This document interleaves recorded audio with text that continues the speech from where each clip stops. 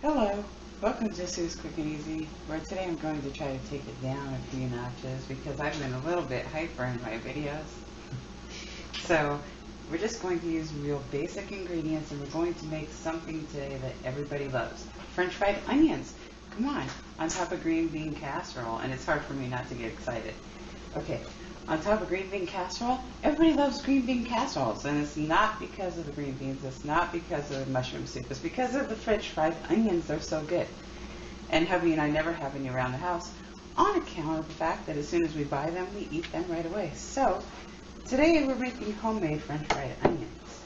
Guaranteed to usually be around the house because usually everybody has the ingredients, which will be flour, an onion, some milk, oil, and a frying pan, and salt and pepper, and whatever type of other seasonings you would like to use. So the first step we're going to do for these French fried onions is you're just going to want to take the peeling off of the onion, and then you're just going to want to slice it really thinly, because you don't want big huge pieces. It'll take a long time to cook, and that's just not, French fried onion like. Oh, good grief. Got onion skins on my knife. Okay. So you just want to take, and I would say cut them into about 1/4 of an inch slices. And you just want to make rings with them because you just don't want, you want them to cook quick and you want them to not burn. So you want them to get done in minimal time. That's why you want them so thin. Okay, so that's what they'll look like, and you just you don't have to separate them all, just try to separate some of them, and put them in your bowl. Then you're just going to want to cover them with milk. Buttermilk would also be a great choice in this recipe, but this is just regular milk. And you're just going to want to soak your onions for an hour, and that's what I'm going to do. I'm just going to finish cutting my onions and placing them in the bowl with the milk. I will let them sit for an hour, and then I will come back and show you how I fry these babies up. Stay tuned. Okay, I am ready for the next step in preparation here. I have had these in the fridge for 1 hour, just chilling, and soaking up that milk.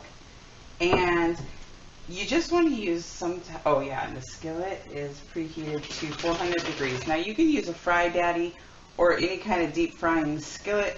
I always use the flat one. So if you feel more comfortable totally submersing your onion rings, feel free to do so, but mine will not be fully submersed in that way. Okay, and now use any type of flour that you would like. This just happens to be the wheat flour that seems to be lasting us forever, and I like to put my handprint in there because it feels good, and then it looks like a little turkey.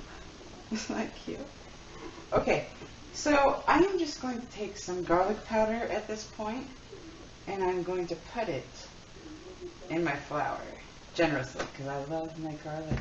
It's a weakness of mine. You know what they say. Only like an Italian guy could really appreciate my breath, right? Right, Rob? He doesn't really appreciate it too much. Oh yeah, I'm not supposed to ask you to talk. Okay. Now that I'm done playing with my food, you're going to want to take some frying oil. You can use peanut oil. I just happen to be using this Mediterranean chili pepper olive oil. And you want to put a good bunch of grease on the skillet there. Okay.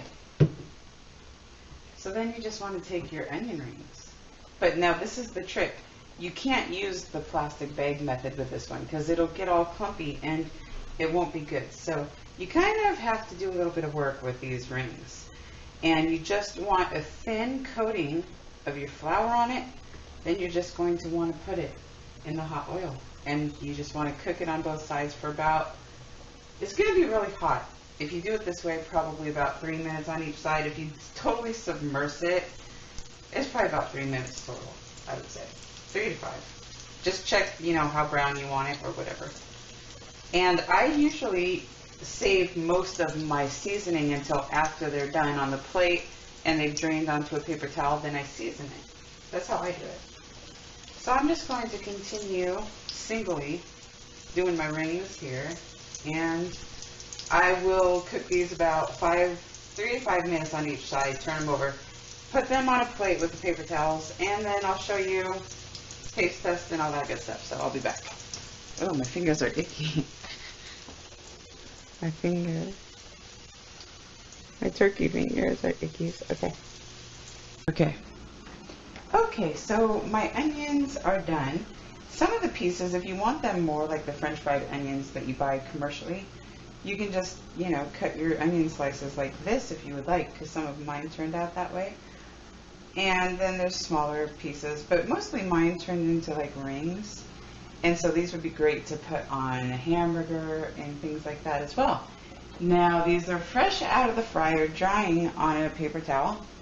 And I am going to season this at this point.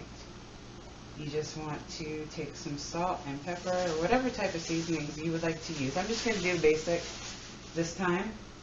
A little salt and a little bit of pepper.